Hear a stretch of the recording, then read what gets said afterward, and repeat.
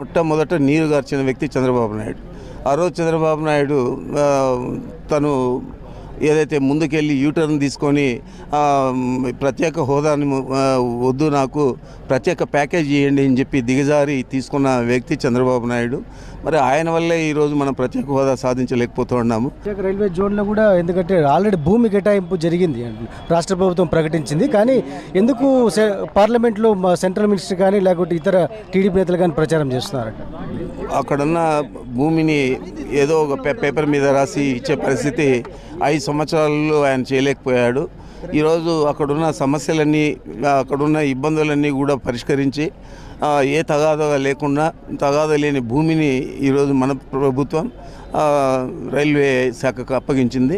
తప్పకుండా తొందరలోనే railway zone పనులు కూడా మొదలవుతాయి.